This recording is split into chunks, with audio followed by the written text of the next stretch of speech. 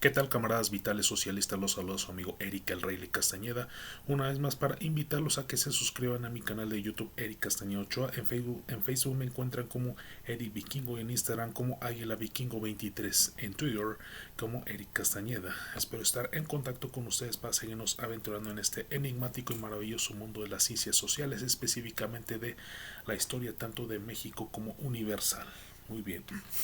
Hoy en Historia Universal vamos a continuar hablando acerca de la Guerra de 100 años, este conflicto desatado entre las monarquías inglesa y francesa por disputas territoriales, que en su primera faceta se registró la confrontación entre Eduardo III y su hijo el príncipe negro, que capturan al rey Juan II de Francia y a cambio de su libertad le hacen firmar a los franceses el Tratado de Bretigny, en la cual Francia humillantemente tendría que cederle territorios importantes a los ingleses, lo cual significó un gran triunfo para la monarquía inglesa.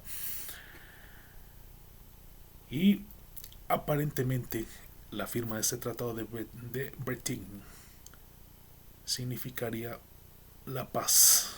De hecho fue una paz momentánea, porque esto no se quedaría así. Posteriormente vendrían disputas internas en la propia monarquía inglesa, como es la disputa de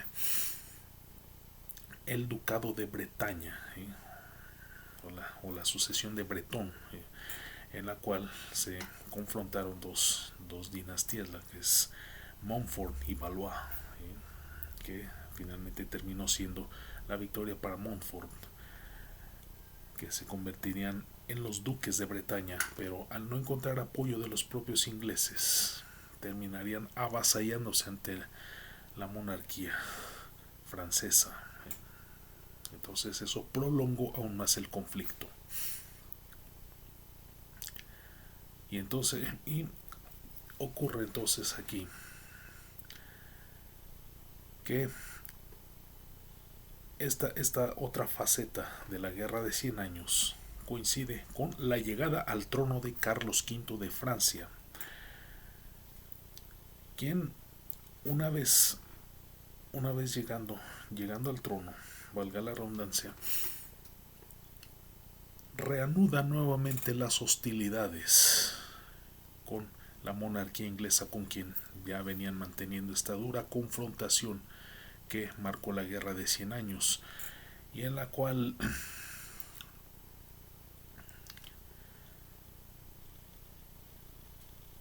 buscó de una u otra manera recuperar esos territorios que les fueron arrebatados a los franceses en la primera faceta de la Guerra de 100 años. Y es por ello que el propio Carlos V de Francia, siendo todo un gran estadista, un gran estratega, sobre todo en cuestión de lo que es no solo la administración, sino de comandar ejércitos, el comando del ejército, pues eso le permitió entonces formar un buen ejército sólido, integrado por las llamadas grandes compañías, que se trataba de mercenarios, o llamados también guerreros a sueldo, pues, que se vendían al mejor postor. Entonces eso le permitió a Carlos V formar un ejército sólido que le hiciera frente a los ingleses.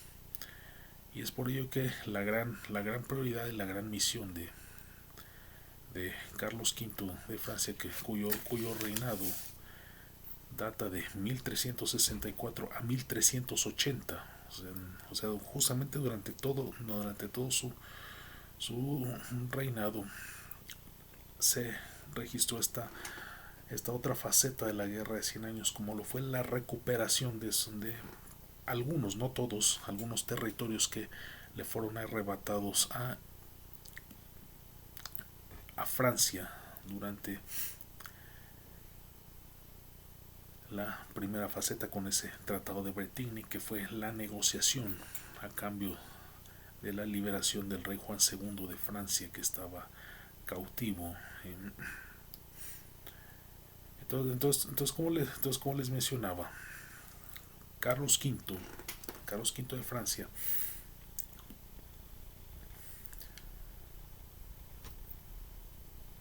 conforma un buen ejército, y es por ello que de una u otra manera logra recuperar los más importantes territorios, ¿sí? De hecho fue Normandía uno de ellos, los más importantes territorios que le fueron arrebatados a Francia por Inglaterra en la firma de ese tratado de paz, haciéndole frente justamente a quien hizo ese arrebato, como lo fue Eduardo III, junto con su hijo el príncipe negro. Pero aún le quedaron otros importantes territorios, como fue el caso de Calais, de Cherbourg, de Brest, de Bordeaux, de Bayonne, y algunos de los más destacables territorios franceses. Al mismo tiempo, el ejército de Carlos V se fortalece toda vez que envía a esas grandes compañías, es decir, a esos mercenarios, a combatir en Navarra.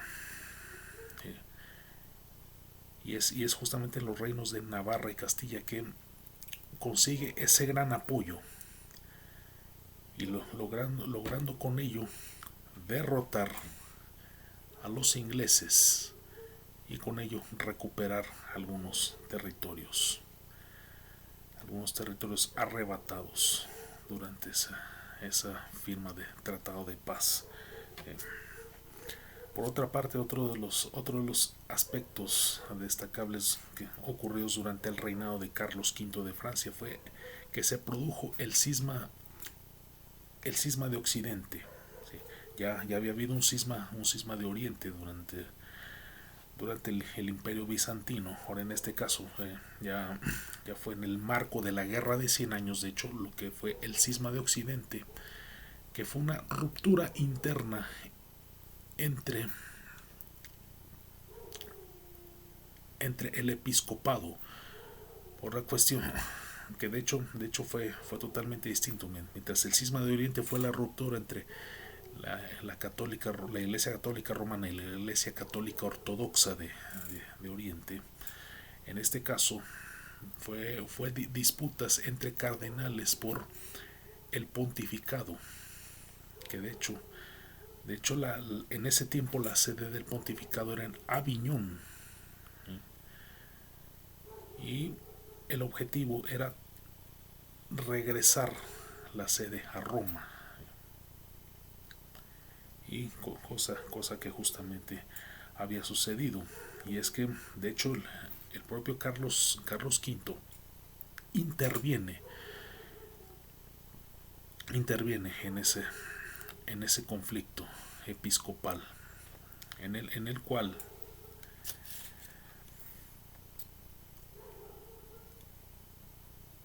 nombra como papa a Urbano VI, causando una enorme inconformidad en los cardenales, que ya habían hecho el cónclave y habían elegido a Clemente VII como su representante, lo cual generó el conflicto. Y a su vez Carlos V terminaría declinándose por el que los cardenales habían elegido como Clemente VII, y este a su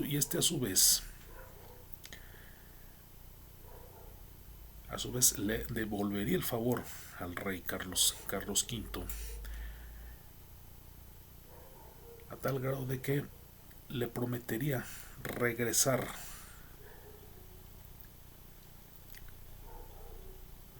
la sede pontificia de Roma a Aviñón, y con ello la promesa fue efectivamente cumplida. Y fue ese cisma de Occidente que así que comenzó ahora sí que una especie de efervescencia en la Iglesia Católica.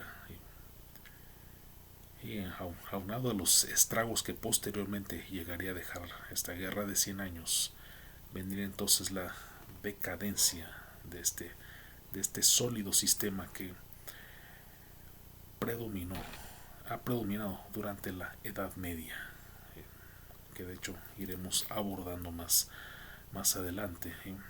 Entonces esta faceta de la Guerra de 100 Años terminaría justamente con el mismo reinado de Carlos V, quien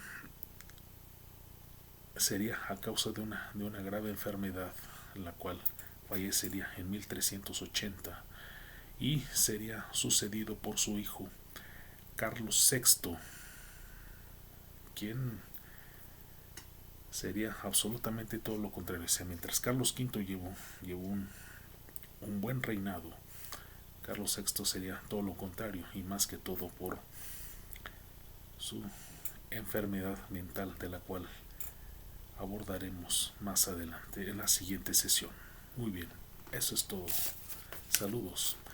El rock es cultura. Wake me up inside.